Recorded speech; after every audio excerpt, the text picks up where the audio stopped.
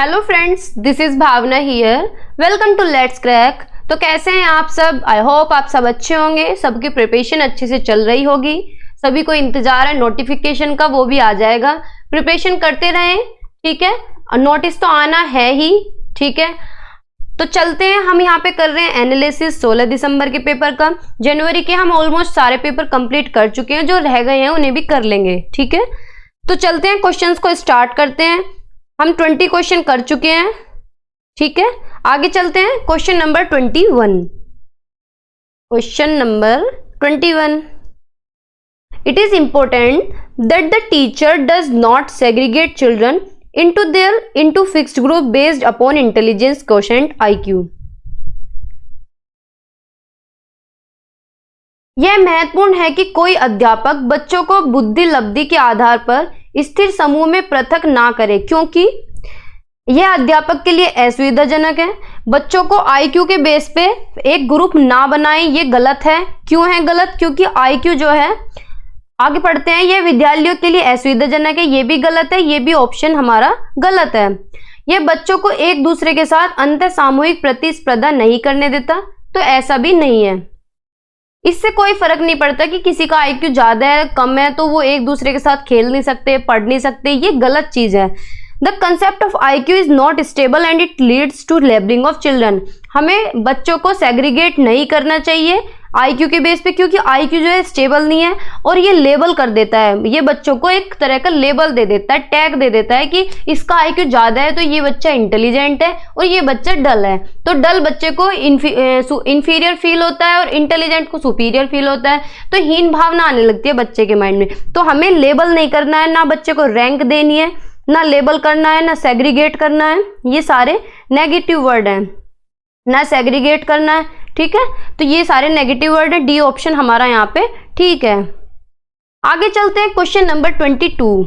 A teacher gives a half done example to child while teaching a particular concept. कोई भी concept पढ़ाते समय teacher क्या कर रहा है? हाफ एग्जाम्पल सोल्व करके दे रहा है, यानी आधा क्वेश्चन सोल्व करके दे रहा है बच्चे को। According to Lev Vygotsky which of the following strategies is the teacher using. Teacher कौन सी स्ट्रेटेजी यूज कर रहा है लेव वाइगोत्स्की की थ्योरी के अकॉर्डिंग? तो अगर आपने थ्योरी पढ़ी है तो आप अच्छे से इसे कर सकते हैं। अगर नहीं पढ़ी है तो मैंने छोटी सी एक वीडियो बनाई हुई है, आप देख लें, आपके सारे कंसेप्ट क्लियर हो जाएंगे। ऑब्जर्वेशनल लर्निंग, तो ऑब्जर्वेशनल लर्निंग तो बांडुरा ने दी है इस थ्योरी में, तो इनका नाम भी नहीं है कहीं, तो ये गलत ऑप्शन हुआ। इसके फोल्डिंग, ये बात बिल्कुल ठीक है। टेम्परेरी हेल्प देना, हाफ क्यूज देना, यानी हाफ सोल्व करके दे रहे हैं तो हाफ क्यू दे रहे हैं, वो उसे थोड़ा सा हिंट दे रहे हैं, या फिर टेम्परेरी हेल्प दे रहे हैं। टेम्परेरी हेल्प देना ये क्या कहलाता है? ये इसके फोल्डिंग कहलाता है। क्या कहलाता है? पार्ड। बच्चे को थोड़ी सी सपोर्ट, जहां बच्चे को प्रॉब्लम आ रही है तो थोड़ी सी सपोर्ट करना इसके फोल्डिंग कहलाता है। और जो सपोर्ट कर रहा है, जो उसे सपोर्ट दे रहा है, यानी कोई भी जो उसके पेरेंट्स हैं या फिर उसके टीचर्स हैं, ये क्या हुए? ये हुए MKO। क्या हुए? MKO, मोर नॉलेजेबल अदर, ठीक है। और जो बच्चा खुद कर पा रहा था और जो बच्चा हेल्प के बाद कर पा रहा है, उसके बीच का जो क्षेत्र है वो है ZPD, ठीक है। जो बच्चा खुद कर रहा है और जो बच्चा टीचर की हेल्प से कर रहा है, उसके बीच का जो क्षेत्र है वो है ZPD, zone of proximal development, ठीक है। तो ऑप्शन नंबर बी हमारा यहाँ पे ठीक है। इसके फोल्डिंग, हाफ क्यूज देना या हाफ एग्जाम्पल जो करके दे रहे हैं उसे बोलते हैं इसके फोल्डिंग, पार्ड। आगे चलते हैं, question number 23। According to Lev Vygotsky the zone of proximal development should be used for. देखो, 2 क्वेश्चन तो अभी आ गए, 3 से 4 क्वेश्चन, 5 क्वेश्चन तक भी आ जाते हैं, प्याजे से भी, वाइगोत्स्की से भी और कोलबर्ग से भी, ठीक है। वाइगोत्स्की और प्याजे तो बहुत ही इंपॉर्टेंट है सीटेट के लिए। According to Lev Vygotsky the ZPD should be used for. ZPD किस लिए यूज होता है? टीचिंग एंड असेसमेंट, बात तो ठीक है। अध्यापन और मूल्यांकन के लिए होता है, या फिर टीचिंग ओनली। जहां ओनली आता है वो तो हमारा ऑप्शन हो ही नहीं सकता, ठीक है। ओनली क्या होता है? नेगेटिव वर्ड है। असेसमेंट ओनली, तो ये भी गलत है। और इंटेलिजेंस की यहाँ कोई बात नहीं हो रही है, ठीक है। तो ZPD अभी मैंने क्या बताया? जो बच्चा खुद कर सकता है और जो बच्चा हेल्प के साथ कर रहा है, ठीक है। इसके बीच का जो ये क्षेत्र है ये है ZPD, ठीक है, जोन ऑफ प्रॉक्सिमल डेवलपमेंट। तो ऑप्शन नंबर ए हमारा यहाँ पे ठीक है। किस लिए किया जाता है ZPD? टीचिंग और असेसमेंट के लिए। क्वेश्चन नंबर 24, देखो कोलबर्ग का भी क्वेश्चन आ गया था। Kohlberg's model of moral development has which of the following characteristic, निम्न में से कौन सा अभिलक्षण कोलबर्ग के नैतिक विकास मॉडल में सम्मिलित है। The stages of moral development are universal in nature, नैतिक विकास के चरणों का स्वरूप सार्वभौमिक होता है। तो ये बात तो ठीक है, जो स्टेजेस दी हैं मॉरल डेवलपमेंट में, कोलबर्ग ने जो स्टेजेस दी हैं वो यूनिवर्सल है, उनका जो नेचर है वो सार्वभौमिकरण है, यानी हर किसी को हर स्टेज से होके गुजरना है, कोई भी स्टेज हम स्किप नहीं कर सकते। तो ये ऑप्शन हमारा ठीक होता है। आगे भी पढ़ लेते हैं। There is continuity in development of moral thinking, की नैतिक चिंतक के विकास में निरंतरता होती है। तो ऐसी कोई बात नहीं है, मॉरल डेवलपमेंट एक ऑर्डरली प्रोसेस है, इसमें एनवायरमेंटल फैक्टर डिपेंड होता है। तो ये भी ऑप्शन हमारे नहीं होंगे। हमारा ऑप्शन है कि जो स्टेज है मॉरल डेवलपमेंट की वो यूनिवर्सल है, उनका नेचर क्या है, यूनिवर्सल है, सभी को हर एक स्टेज को पार करना होता है। ठीक है, तो ए ऑप्शन हमारा ठीक है। आगे चलते हैं। Question number 25, children's engagement with learning in schools is influenced by which of the following factors, कौन से कारक द्वारा विद्यालयों में बच्चों का अधिगम से जुड़ाव प्रभावित होता है। तो कौन से फैक्टर हैं जो इन्फ्लुएंस करते हैं लर्निंग को और एंगेज करते हैं बच्चों को।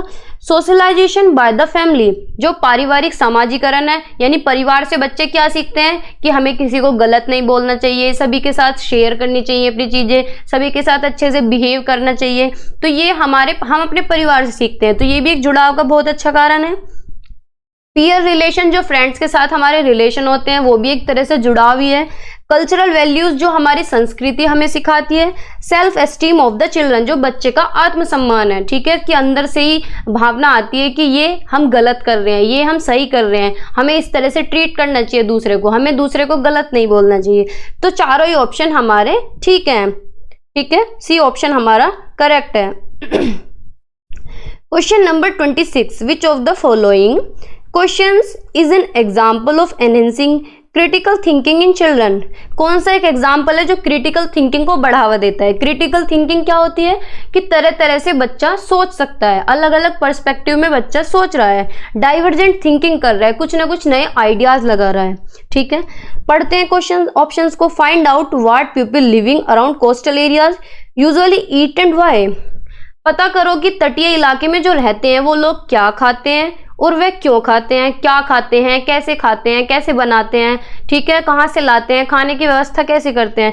तो बच्चा दिमाग तो लगा रहा है यहाँ पे, उसकी सोच, वो सारी इंफॉर्मेशन इकट्ठी करेगा, कोस्टल एरियाज पहले सारे देखेगा, फिर देखेगा कि किस तरह का खाना वहाँ पे चलता है, क्या खाते हैं लोग वहाँ, किस तरह से बनाते हैं, क्यों खाते हैं। ठीक है, तो अच्छी बात है ये। तो नेम 10 स्टेट्स ऑफ इंडिया, कि इंडिया के 10 स्टेट बताओ, तो वो तो रट के बता देगा, याद करके बता देगा, तो इसमें तो कोई क्रिटिकल थिंकिंग नहीं लगी। राइट टेबल्स फ्रॉम 2 to 10, 2 से 10 तक के टेबल लिखे, तो ये भी याद करके बता देगा। ठीक है, memorize and recite the poem, कि पोएम को याद करो, रटो, तो ये भी कोई ऑप्शन नहीं हुआ। तो ए ऑप्शन हमारा यहाँ पे ठीक होता है कि हाँ बच्चे की क्रिटिकल थिंकिंग लग रही है, बच्चे को मेहनत करनी पड़ेगी, देखना पड़ेगा, खोजना पड़ेगा। ठीक है, तो ए ऑप्शन हमारा ठीक है। Question number 27, teacher believes about success failures of student often influence learning and motivation of students especially from the disadvantaged group, which of the following statement is correct in this context। Teacher जो मानते हैं कि success और failure, बच्चे की जो success और failure है वो कितनी इन्फ्लुएंस होती है टीचर से, कितने बच्चे मोटिवेट होते हैं, स्पेशली डिसएडवांटेज यानी वंचित ग्रुप के जो बच्चे हैं। तो देखते हैं, teachers expectancy influence children's learning significantly, शिक्षक की जो अपेक्षाएं हैं बच्चों के सीखने को बेहद प्रभावित करती हैं। तो बात ठीक है, जब टीचर एक्सपेक्ट करते हैं कि एक तरह से मोटिवेशन का काम करते हैं टीचर, कि एक्सपेक्ट कर रहे हैं, चाहे बच्चा कोई वंचित ग्रुप का या कोई कमजोर भी बच्चा हो ना, उसे भी अगर टीचर ये कह रहा है कि मुझे पता है तुम कर सकते हो, तुम्हारे तो इतने अच्छे नंबर आ सकते हैं, तुम तो गुड बॉय हो या गुड गर्ल हो, तो बच्चे के अंदर से अलग ही जुनून उठता है कि हाँ मुझे करना चाहिए। ठीक है, तो ये फैक्टर बहुत इन्फ्लुएंस करता है बच्चे की लर्निंग को। ठीक है, तो ए ऑप्शन हमारा ठीक होता है। बाकी भी देख लेते हैं। Teachers need to control student autonomy within the classroom, शिक्षक को कक्षा में बच्चों की स्वायत्ता पर काबू रखना चाहिए। तो ये काबू वर्ड तो बहुत गलत है। Teacher should encourage children to perform better than other, teachers को क्या करना चाहिए, कंपीट कराना चाहिए कि आप उससे बेटर करें। इस तरह से एनकरेज करें बच्चों को, तो ये गलत बात है, ये कंपटीशन की भावना पैदा करता है। Teacher need to train such student in studies to avoid failure at any cost. इस तरह से बच्चों को ट्रेन करें कि वो फेल ही ना होए, तो ऐसा भी गलत है। वो तो रटवा देंगे फिर उन्हें, ठीक है, फेल तो होते ही हैं, सब होते हैं, एरर्स भी होती हैं और फेल भी होते हैं, ठीक है। ए ऑप्शन हमारा यहाँ ठीक है कि शिक्षक की जो अपेक्षाएं हैं वो बहुत अफेक्ट करती हैं लर्निंग को, ठीक है। जैसे कि छोटा बच्चा है, उसे टीचर्स जो भी कह देती है वो बच्चे को बहुत ही इफेक्ट करता है। वो घर आके कहता है कि मेरे टीचर ने ऐसे कहा है तो मैं ऐसे ही करूंगा, तो टीचर जो एक्सपेक्ट करती है बच्चे से वो बहुत इफेक्ट करता है, ठीक है। तो ए ऑप्शन हमारा यहाँ पे बिल्कुल सही है। आगे चलते हैं, क्वेश्चन नंबर 28।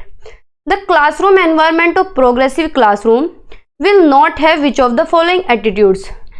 कौन सी अभिवृत्ति एक प्रगतिशील कक्षीय माहौल के अनुसार है? नहीं है, कौन नहीं है, नोट पूछा है, इंग्लिश में नोट दिया है। कौन सी एक प्रभावी रणनीति नहीं है, प्रोग्रेसिव क्लासरूम की कौन सी विशेषता नहीं है? Involvement of children in decision making, की ये बात तो ठीक है कि बच्चों को इन्वॉल्व करें डिसीजन मेकिंग में, निर्णय निर्धारण में बच्चों की सहभागिता होनी चाहिए, ठीक बात है। Creation of a fear free learning environment, इस तरह का एनवायरनमेंट क्रिएट करें कि बच्चा कुछ भी पूछते हुए डरे ना, बिल्कुल फ्रैंकली पूछ ले, चाहे वो गलत ही क्यों ना पूछ रहा, चाहे वो इलॉजिकल हो, किसी भी तरह से पूछ रहा हो, लेकिन बच्चे के अंदर डर बिल्कुल भी नहीं होना चाहिए, तो ये बात भी ठीक है।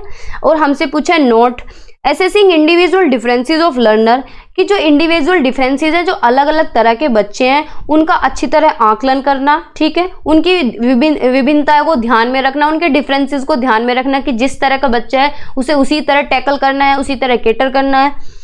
Maintaining external discipline by teacher, ये बात गलत है कि एक्सटर्नल डिसिप्लिन मेंटेन करे, अध्यापक द्वारा बाह्य अनुशासन कायम रखे, तो ये बात हमारी गलत है। बाकी सारे ऑप्शन ठीक है, नोट पूछा है, ठीक है, तो D option is correct.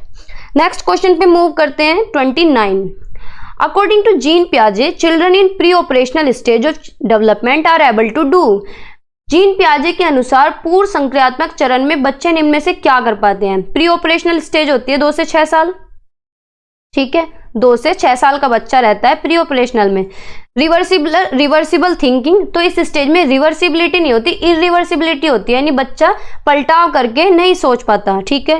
Conservation भी इस स्टेज में नहीं आता है, ठीक है। हायरार्किकल क्लासिफिकेशन भी ना आता है, ये सारे कॉन्क्रीट ऑपरेशनल की विशेषताएं। इसमें आता है मेक बिलीव प्ले, क्या आता है? प्रतीकात्मक खेल। इसमें क्या होता है, बच्चा इमेजिन करके खेलते हैं। छोटे बच्चे क्या होते हैं, जैसे डॉक्टर बनते हैं, टीचर बनते हैं, मम्मी पापा, कुछ भी इस तरह के जो छोटे ये खेल होते हैं, इस तरह से मेक बिलीव प्ले करते हैं, ठीक है। इसे सिंबॉलिक प्ले भी कहते हैं। क्या कहते हैं? Symbolic play.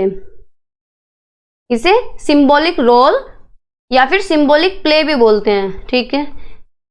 बहुत इंपॉर्टेंट पॉइंट है ये, हर शिफ्ट में पूछा गया है, ठीक है। मेक बिलीव प्ले क्या होता है? खेल खेलते हैं, खेल के देखते हैं, डॉक्टर बनते हैं, टीचर बनते हैं, इस तरह से बच्चे करते हैं, इसे मेक बिलीव प्ले कहते हैं, ठीक है। कौन सी स्टेज में आता है ये? प्री ऑपरेशनल में, ठीक है। आगे चलें, क्वेश्चन नंबर 30।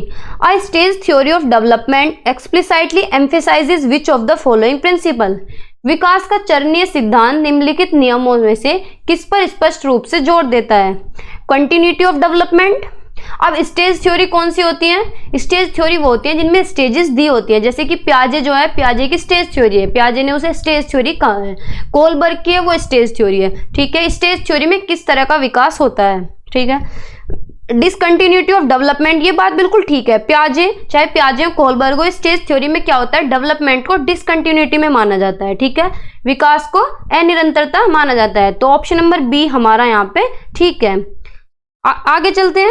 आज की वीडियो में इतना ही, खत्म हो गए क्वेश्चंस। आज की वीडियो में इतना ही। अगर आपने चैनल को सब्सक्राइब ना किया हो तो कर दें, इससे आपको कुछ नहीं जाने वाला, हमें तो मोटिवेशन मिलता है, ठीक है। इससे आपको नोटिफिकेशन मिलता रहेगा। और जो कंटेंट की वीडियो है, जो थ्योरी की वीडियो है, उनकी PDF के लिए टेलीग्राम ज्वाइन कर सकते हैं। और मेरा व्हाट्सएप नंबर भी, अगर आपको कोई क्वेरी हो तो आप मैसेजेस करके पूछ सकते हैं, ठीक है। Thank you.